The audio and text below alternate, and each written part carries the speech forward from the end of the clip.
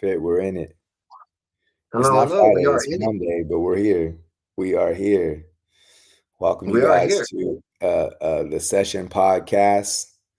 I'm Thomas Isaac Castro, licensed marriage family therapist, and this is Michael J. Fit, infidelity recovery specialist, creator of the 9 stages of infidelity, and a very excited individual right here to share some insights and opinions and some good positive information.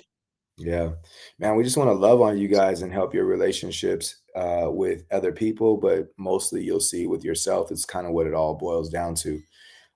Today, we're going to be discussing how to express your needs without guilt or blame, which is an interesting thing because one is I think that we start feeling guilty or blaming ourselves, and then we put that on somebody else who feels guilty and blame themselves, and it's a circle of guilt and blame, and nothing gets done in our relationship.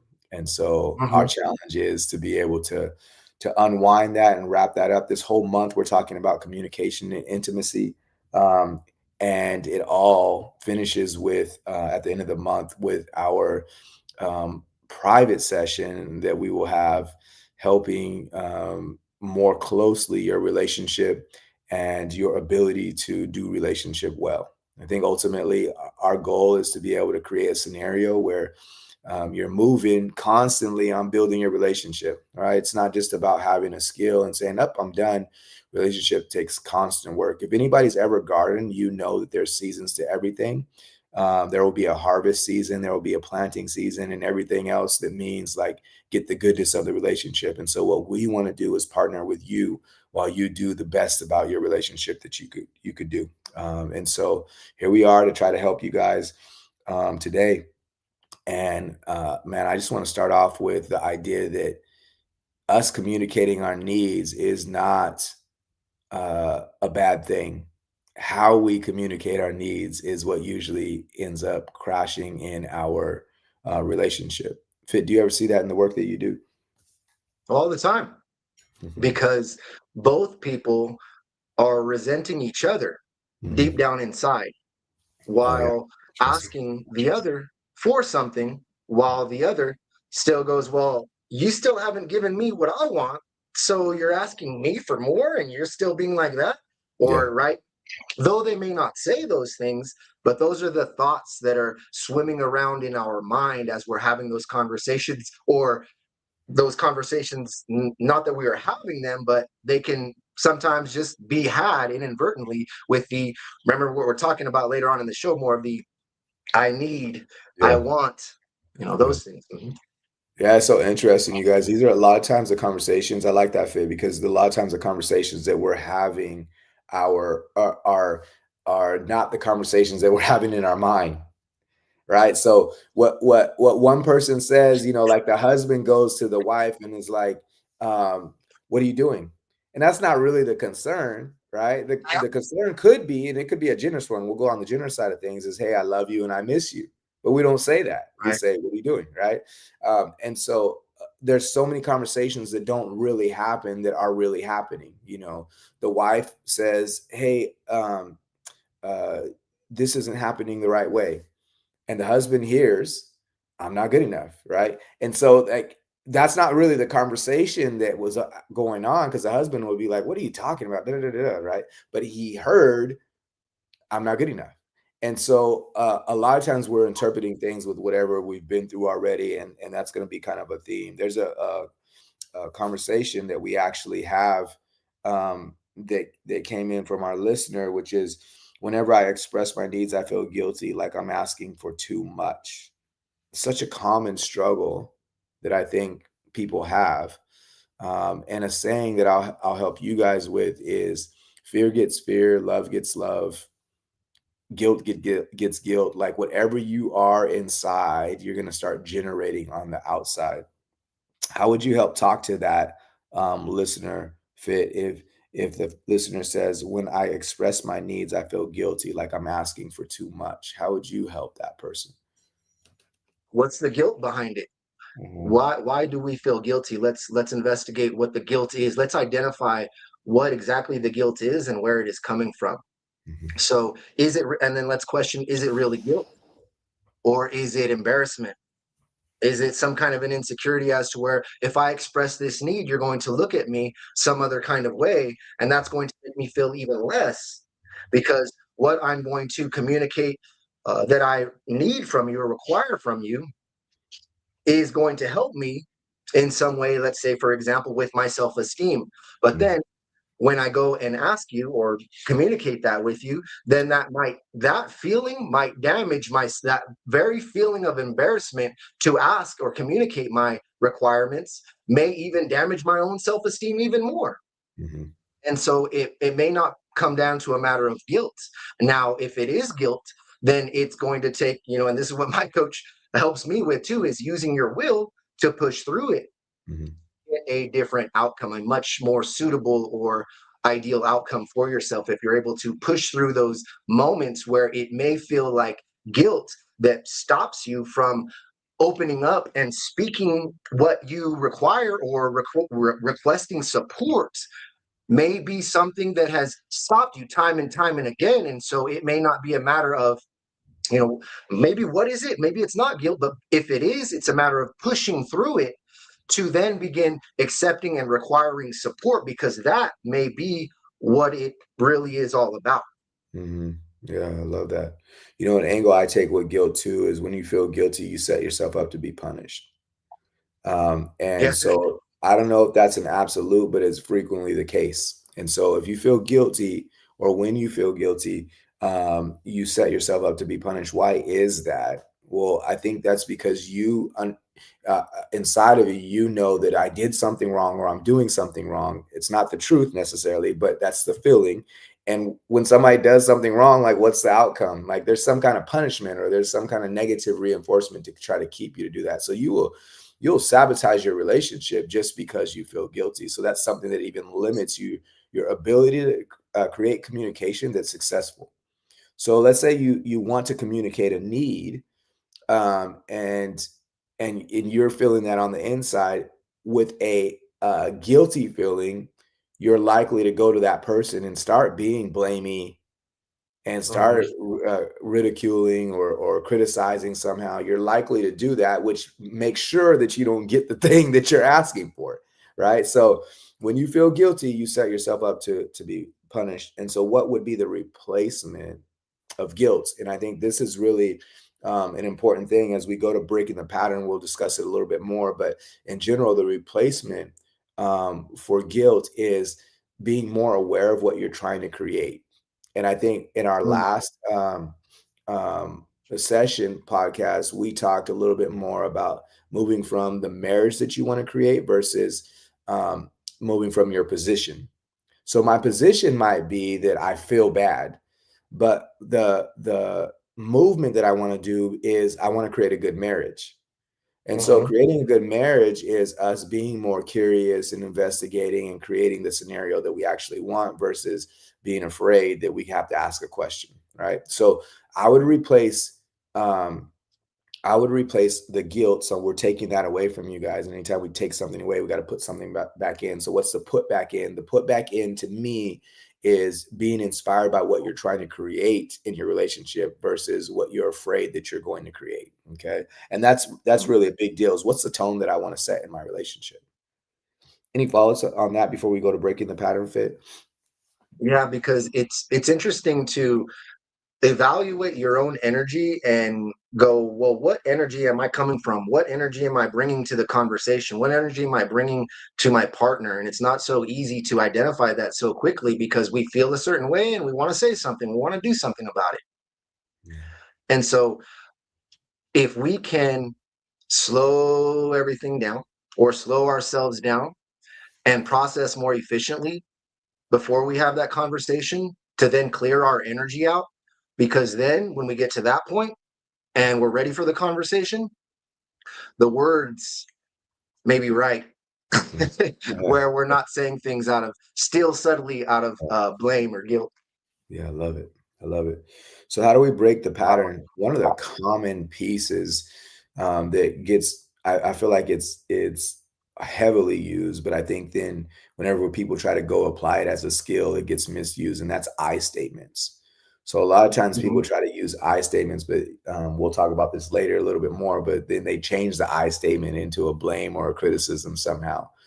And for me, I think what's important is um, that one is that us having a need is not a weakness or a bad thing. And there's two people inside of the relationship. And what I would ask is the person who's receiving the request or the interaction that you grow stronger in your ability to hear the underlying versus how it's presented. So if we're talking to a couple, I'm asking the person who's receiving what they're perceiving as like criticism or harshness to have more of an interest in what the person is going through and less of an interest in what they're saying. And that's actually moving from you trying Mhm. to be in the Yeah. relationship, right? Okay, but now if we're on the other side of giving it, I know that we're not always in an energy space to say it right, right? Like I can't always get it Mhm. right Yeah. when I'm frustrated. I have this need, and so it's boiling up with me. And what I would say to that person is don't be so inspired by the fear that good things won't happen for you. Don't be so inspired that by the idea or the fear that your partner cannot change unless you are upset or frustrated, right? Don't be inspired by not having, right? The more you're inspired by not having or it not going well, that's going to create the frantic. And the frantic is what gets the interaction that means like, okay, I feel guilty for saying this, right? Instead, you could switch that over by saying, and this is going back to the last segment of, or last part of our show a little bit, but um, saying like, look, I really want this in our relationship. Like I want the ability to be able to say hard things to each other. And so I might mess up here, but I'm really going to say the hard thing anyways. Right. Mhm. I need Mhm. kisses every morning. Right. Like that. And you're not doing that. I don't know how to say that well, but that's kind of my request right now. I want to get better at saying it. Just so I'm not saying it as a knock on you. It's more of a growth feeling. And that right there, that sense of like, I want our relationship to grow is different than that sense of you're just not getting it right. And so though it's the same, we need the same behavior in both cases, right? Like we got to get better, but it's a different presentation that moves us together versus moves us apart. And so I think it's really important that if we go to I statements, that we use them correctly and understand it's not a weakness for us to have a need. It's more of a helpful thing for us to be able to express it because sometimes we don't know what we don't know, right? My perspective is different than my partner's perspective. But can I share in a way that helps educate without belittling? And that really is an art. Why do you think that So I'm going people to share. struggle to get their needs fit? Hmm. Because they think they need something that they don't really need, or they think they need something to get something else, when in actuality there's another avenue of receiving that. They Mhm. think they need this to get that, and so it confuses it, because when they start getting what they request, it still doesn't work. I say, wait, but I'm giving you what you asked me, but then there's Mhm. something else there. So a lot of the times it's the something else there that's missing, as to where I think I need that. I think that if I get that, it's going to give me this. Well, then let's go straight to the source and get this without having to go through that and find out what this is really all about. Because you already know I'm very big on the root of it, getting to the root of it, right? Mhm. But I want to Mhm. share a quick little story. It's real time, that just happened with me and my fiance, right? And Mhm. so we talk on the phone, and she's overseas, and so our time zones are off right now. Mhm. When she's going to bed, I'm waking up, night and day, right? Oh. And what happens is she'll, be falling asleep, and I'll be talking to her, and I'll go, hey babe, get some rest, go to sleep. I'll talk to you tomorrow. But I still want to talk to her. I miss her. I love her, but I Mhm. understand she's tired. Well, one day I see her falling asleep, on the phone. I said, hey, wake up. I just like, and I go, hey, man, wake up, instead of going, hey, go back to sleep, hey, wake up. You know what I mean? And just like playing. But my energy at that time was not thinking like, well, I need this because of this and that. It was just like, hey, I want a Mhm. kiss, or hey, talk to me. Hey, Yeah. whatever it is. So we can overcomplicate it. Mhm. Um, rather than just going, hey, I really need you to kiss me every morning. Go over there and just start kissing your partner. Give me Yeah. more kisses. You know, Yeah. like so, and it's the energy. And when I did that, it was really well received by her. She Mhm. actually liked that. Yeah. And she's like, hey, I like that you did that because it made me feel like you want me more and more loved. Mhm. And so it's Love that. interesting how we can just make that shift, but not overcomplicating it by getting our energy and expressing it from a place of true, genuine love. Yeah, yeah, I love that. You Claire, we're know? coming to your question too, but that's the difference of, and I think some of this is helpful to you, Claire. But that's the difference of making somebody's forearms go up and then making somebody's protection going up and then getting in the fight, like versus a hug, right? So the art in a relationship, you guys, that's use that visual. That's why I did it right now, so that you can see, like, if somebody's doing this to you and this, see if you can do the art of making them put that down and go like this, right? So that's always a key. And you could feel when somebody's going like this or like this. And if they are doing that in conversation or in energy with you, the art is to make them drop those things. And Claire, this goes well with your question right here. So here's Claire's question. Hi guys, hope you're well. My partner cheated for 2 months until I eventually caught him. I asked a question and he gets really defensive and we end up arguing. I feel like I'm never going to get the truth. He will never go into much detail and it eats me up every single day. He says it's been 3 months. Let's just look to the future. It was a mistake, and at the time, I wasn't happy. We have been together 16 years, and I'm trying my best to not bring it up, but I feel like each day is getting worse. Fit, you want to go first, or you want me to? I want more. I want more information, Claire. I want to know more, right? But I mean, I could speak on that, but I'd love to know a specific question if you could, Claire, because I don't want to give advice that's unwarranted, and maybe you're just expressing and looking for some validation here. But what would be the question specifically? Maybe I'll reread it, and maybe you can drop your thoughts, Mr. Thomas. Yeah. So, Claire, what I would say too is, you don't, and this is, Fit, you might have a totally different opinion on this, but I don't want you to traumatize yourself with details. And so, in my opinion, the idea is not finding out more information to try to organize things. Again, Fit, you might have a different way, and I'm okay with that. Um, but I think that we have to be inspired by what we're trying to create versus what tried to destroy us. So sometimes, like, and when you're having a wound, and this even happens in real life, sometimes you want to keep looking at the wound. The wound has happened already, though, and we keep investigating it, and you don't necessarily need to investigate it. You need to make sure that you're okay, and you can have those check-in points. But that's the same concept that we just talked about in our relationship. We're accidentally getting our partner to do their forearms up and getting them to fight versus getting them to put that down.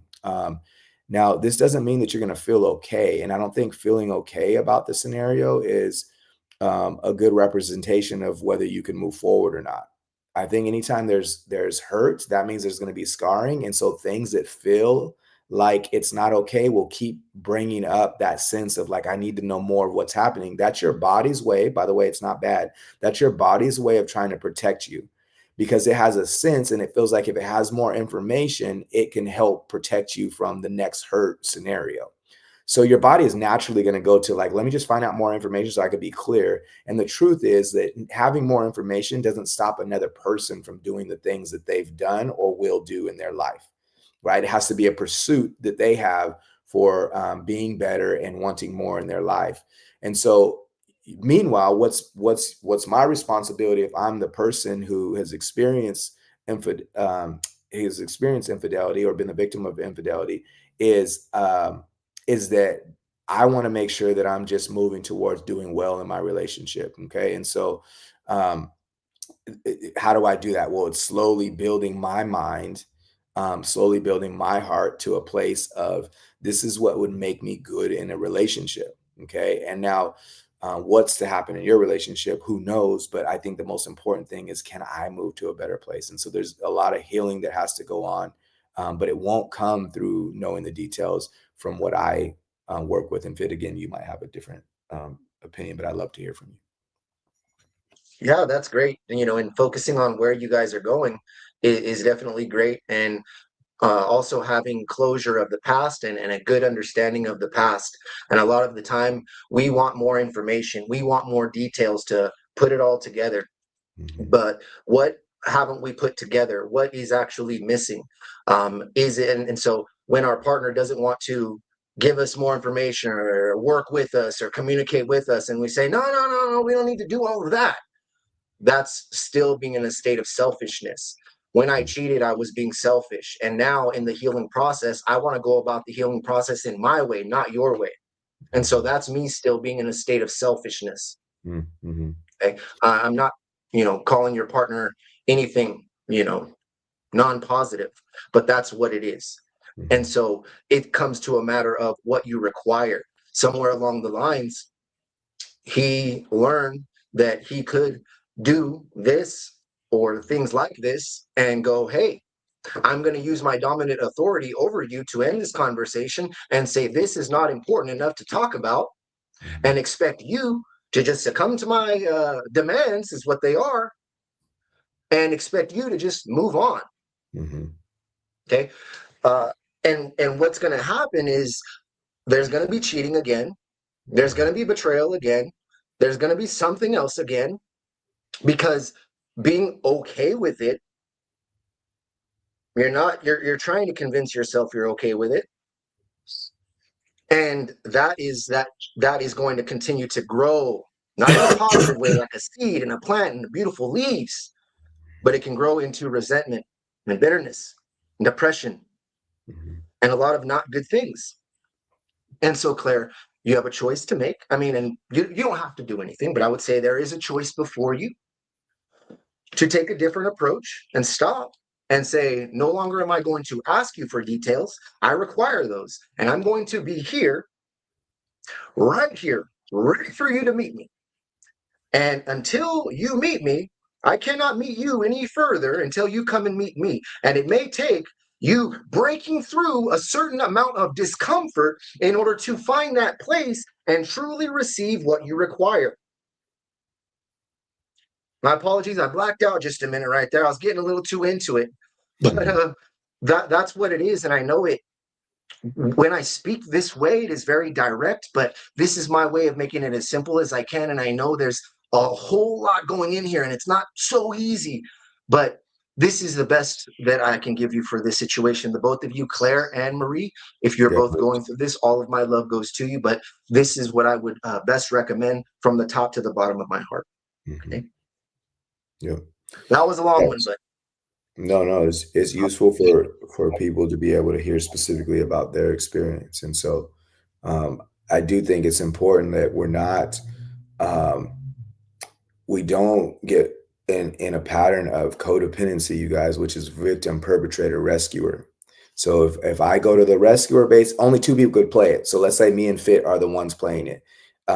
Victim, perpetrator, rescuer. Fit goes to the victim base. I go to the perpetrator base, or the rescuer base, right?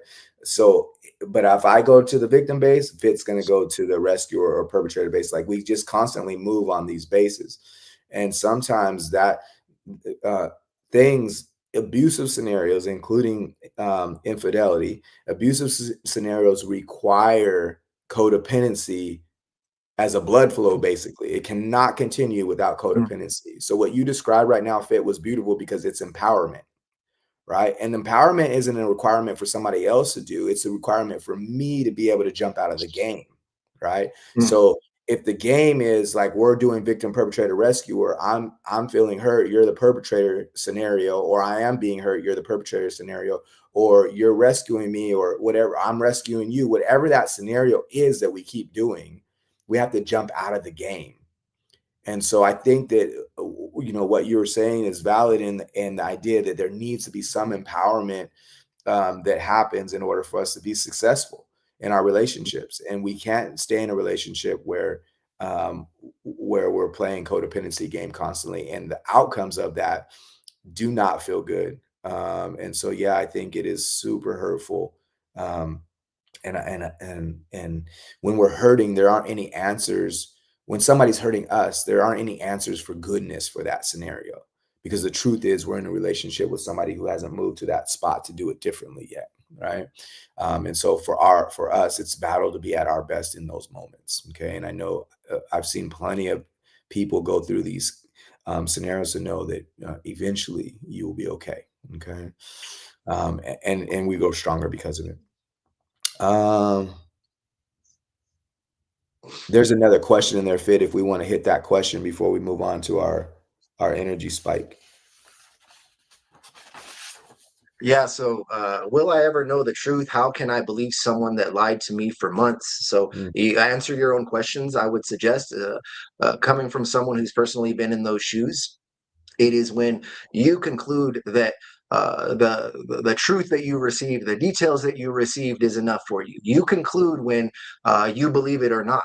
You conclude, okay, and it's not about so much of how can I believe someone, right? So when we do that, we are talking about empowerment, disempowerment. We are already setting ourselves up for failure if we are going, how can I? Think of your brain, your body as just the manager of the store that is you, the company that is you. And so when you say things like, how can I? You are coming from a place of doubt, uncertainty. And so think of your brain and body as taking that as orders from you to be uncertain. Okay, so now I'm in a place of uncertainty and I'm saying, and I'm searching for the answers of how can I, which is good, but then answer your own questions. How can you? I can when I conclude. I can when I empower myself. I can when I choose to believe that what you are telling me is true. It is a matter of choices. And though it may not be so easy to choose something once and then magically the next day it's just automatic for you, we have to choose it again and again and again until it chooses us. It is a matter of teaching our brains what to believe, not retrieving what our brain has been believing. And then mhm. that's how we get into a state of receiving when we make that shift. The Yeah. why is what is worst for me. And it's the same thing. A lot of people come to me with the why. Yeah, we'll conclude the why, but what are you going to do with the why after that? Mhm. Yeah, So it it's is a interesting. matter of gaining closure and acceptance through you when you decide that it is enough. Mhm. Yeah.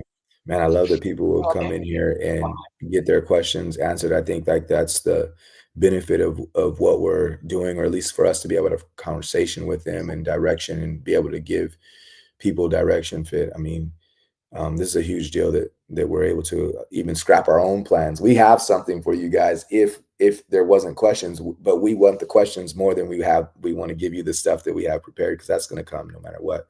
Let me go back to MRD question, which is, um, will I ever know the truth? How can I believe someone that lied to me for months?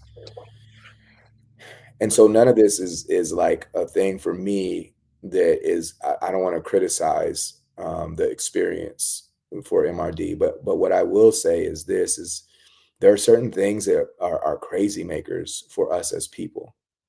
And one of the crazy makers is trying to figure out somebody else's imperfections and and let's just I mean, maybe that's a light way of saying that, but like infidelity or or addictions or any other abusive type of scenarios, us trying to figure those things out will never make sense. Like it won't be a 1 + 1 = 2 type scenario.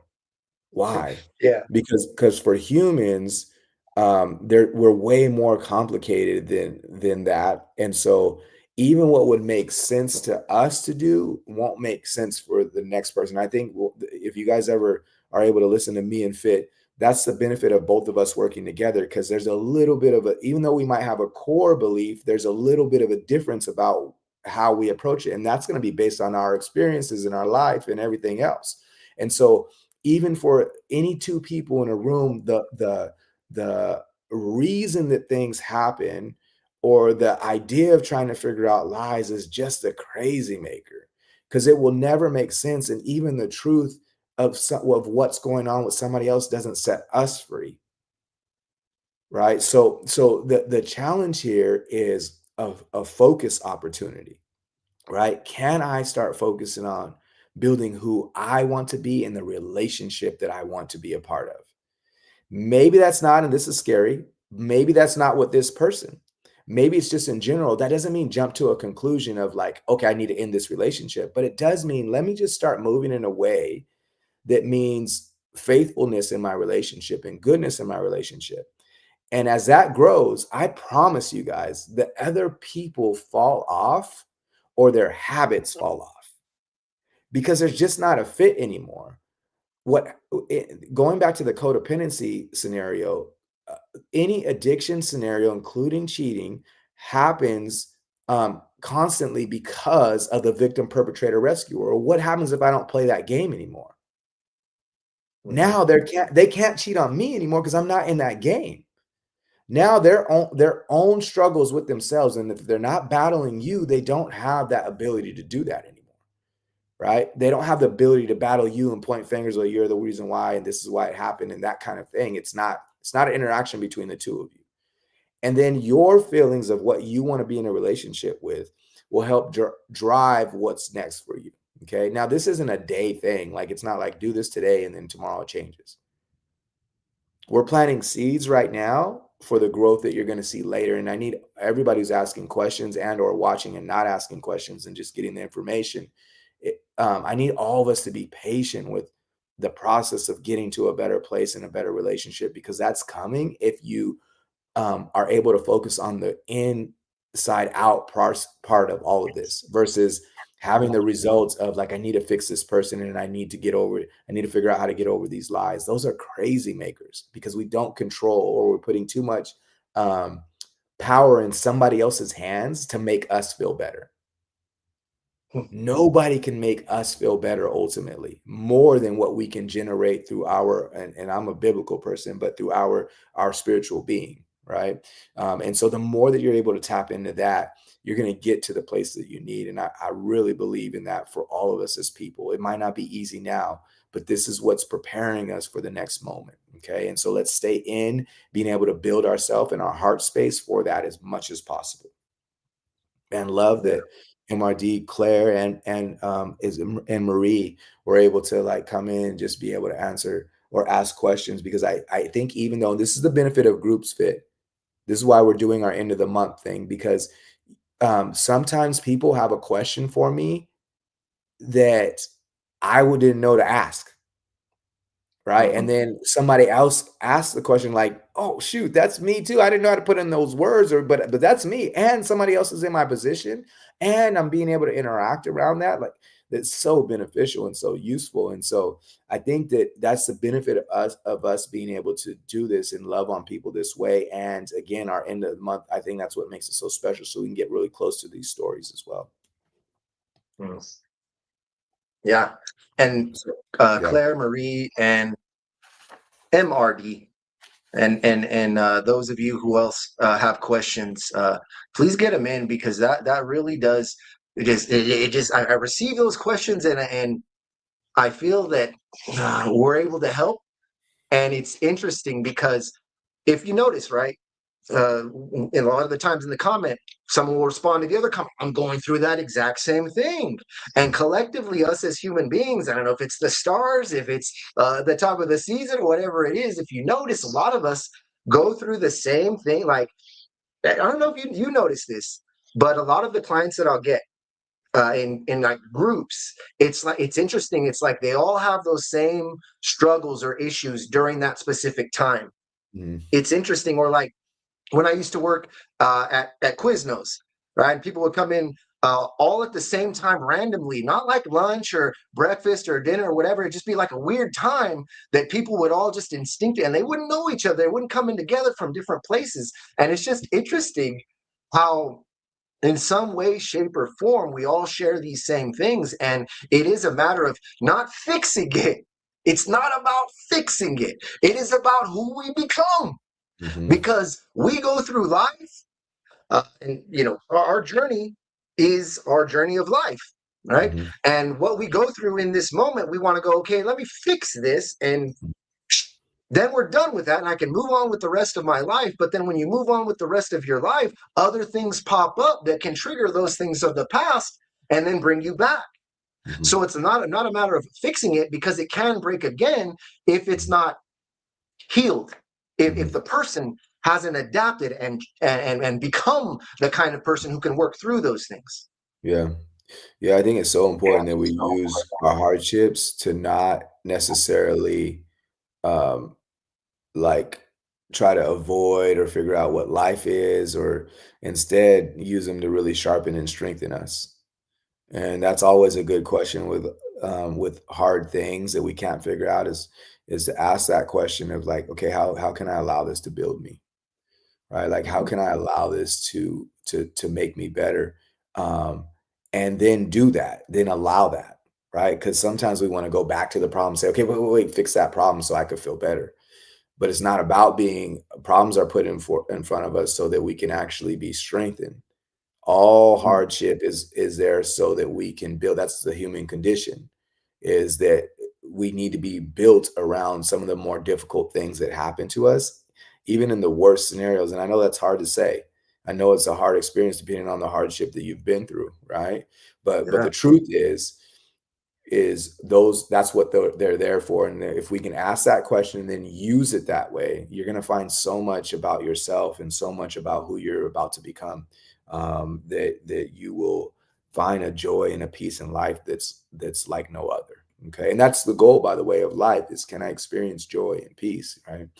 But I'm not going to get it by understanding somebody else's imperfections and lack of loyalty. All right. So I definitely want to invite and keep inviting everybody to our end of the month. We got a date for that, Fit. It's the day after 26. Christmas, the Yep. 26th at 4 p.m. We'll be talking about communication and intimacy, um, with in a private session. I put the link in earlier. I'm going to put the link in again um, it, just in case people didn't get it. But I think that's really important for us to be able to discuss, is that, hey, you guys, you got an opportunity to be able to get in closer. Okay, Marie has another question. What you call it, repairing the relationship I stuck.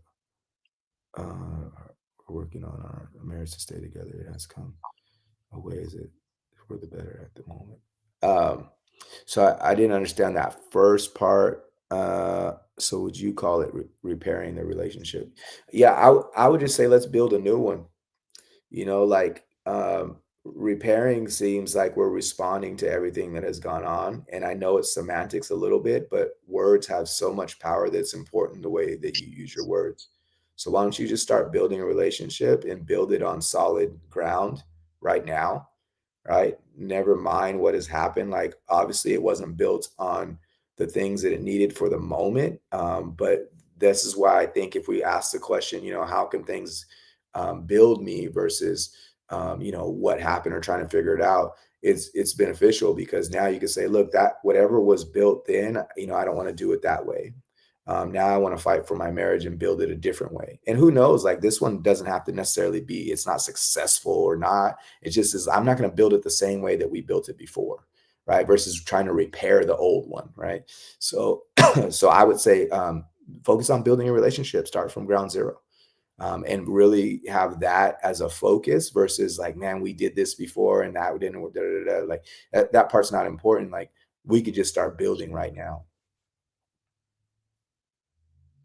Yeah, Uh, and the thing is too, so you put relationship and marriage, and those are two completely different things. Relationship is the way that you relate to your partner. You think about it, relate, relate how I relate, how we relay, relationship, and how we flow on our ship, how we sail and swim, how we right on our ship. So the relating part in communication, the way we behave, the things we do, our interactions, our responses to each other, what we do, how we do it, when we do it, right? Our relationship. And it's, not all the times about what we do, but when we get into that flow, when we're connected, that's what I would say it's rather than going, how can we, restructure our marriage? Rather, how can we connect? How can we relate in a different way, and that would rebuild our relationship? So think about it not like, okay, what does that look like? But reconnecting, finding new ways to reconnect. And then that if you do that, then the relationship will be rebuilt naturally. Yeah, I love it. Yeah, MRD, like anytime there's a trauma scenario, which when we're experiencing um, a hardship in our relationship is, I know the word is overused, but the truth is our body has an experience that shakes it up and rattles it up, um, and the hardship, will continue. Um, so there's so many ways for us to be able to build out of that, but it is a practice on the focus of building. So you guys, I've said the word focus, but I'll tell you, like, that's one of our superpowers as people, is our ability to create a certain focus that generates certain things for us, right? And so the way out um, of body experiences that make it so prevalent and present on our mind, the way out of that is an intentional focus on creating experiences that create something else or a different feeling, right? So you can't reverse body experiencing experiences like the emotional abuse that accidentally happens in infidelity. You can't replace it by thinking different. You have to replace it by moving different, right? By experiencing different. So the more you're experiencing and creating experiences in your relationship based on the focus that you're doing, you're going to start seeing those thoughts, that feeling of it just being like right at you. You're going to see that starting to reduce a little bit more. And then you're going to feel a little bit more inspiration, right? But it all comes from belief that you can have a different relationship versus belief or just allowing your body to have the memory of, hey, this is what just happened, right? And these aren't things that are conscious. That's why I'm explaining it this way. I don't think that we're actively choosing to have that hard scenario, um, but we can grab it with consciousness. Like we can focus on, look at this is how I want to actually feel. You could even draw it up, and then say, okay, this is what I'm going to do today to create an experience that will help me to get to that eventually. Right? It's not an over the night thing. It's more like lifting weights and going to the gym. You got to constantly work at it. And then you'll see that you're going to do a wiring in your mind that has a different result for you. Yeah. And as I like to say, the work is for life. Mhm, mhm, It's for it is. But you get to a point where you enjoy the work and you mhm. become fascinated in all things about yourself. Yeah. So for me, I continue to do the work. I have a coaching session with my coach today, Mhm, and it's interesting because you get to a point where you fix it, right? mhm. Where things are much better in your life. But then you go, well, how can they get even better? And that's where I'm at. And I want them to continue to get better and better and better and better, not from a place of forcefulness, but from a place of like, hey, this is exciting to me. I love this because I Yeah, notice that the more that I evolve, the more that I heal, the better life gets. yeah. And yeah, there may be this struggle or this thing that continues to show up in your life. And you see it and there's like, why does this keep happening? Man, life is just happening to me. It keeps happening again and again and again. And so Mhm. nothing's ever going to change. And so then we reach that place of hopelessness. Yeah. But if we can develop a new pattern that morphs into a new habit of going, this situation I don't like and it does not feel good, but there's something in here for me. Mhm. Ah, life, God, the universe is trying to show me something, is trying to give me something. Yeah. And though this situation right here doesn't feel good, but if I stay in it long enough and in consciousness, look for the benefit, look for the question that will give me the most empowering answer. Like, how can I use this situation, though it may not feel good, to my advantage so that it does not continue to keep showing up in my life? Mhm. And that's what's really cool about making those conscious decisions in those moments and shifting your energy, shifting your decision to then shift into a new reality based on those compounded results or outcomes. Yeah. Yeah, Yeah. our word of the week is actually clarity, my wife and I were having Bible study on Sunday, or yesterday morning, and I think um, one of the takeaways, and I think this is a huge deal because it helps us get clarity, right? And whenever everything starts going bad, we start focusing on the worst parts of our life, and so it's really hard to have a different kind of experience. But how should we be moving?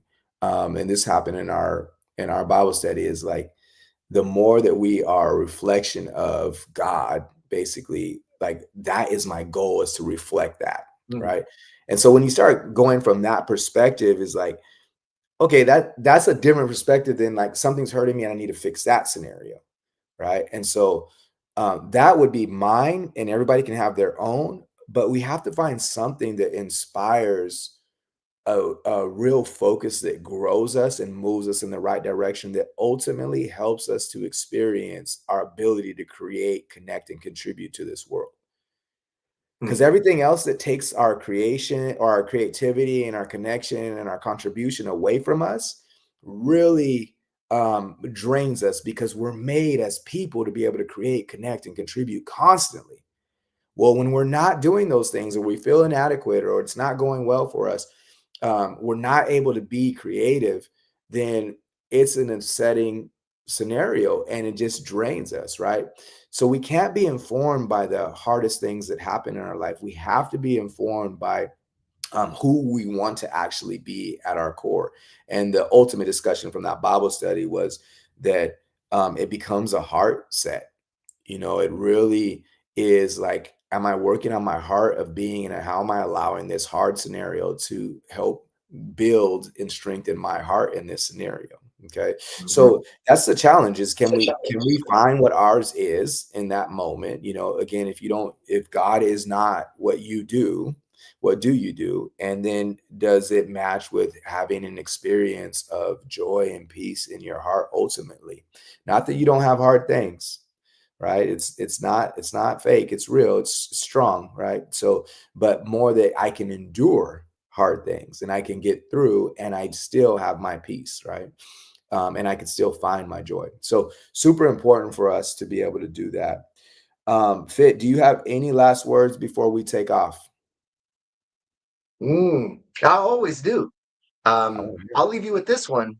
Mhm, Um, my partner doesn't make me anyway. mhm, I respond to my partner. My partner does not do anything to me, cannot make me do anything, cannot make me a certain way. I choose to respond to what they do, what they did, what happened. And how I choose is fill in the blank to empower yourself. mhm. Okay. Yeah, I think That's what I that's will huge. leave. I love it. All right, you guys. It was good being able to spend some time with you guys. We look forward to you guys coming in at the end of the month in our private session.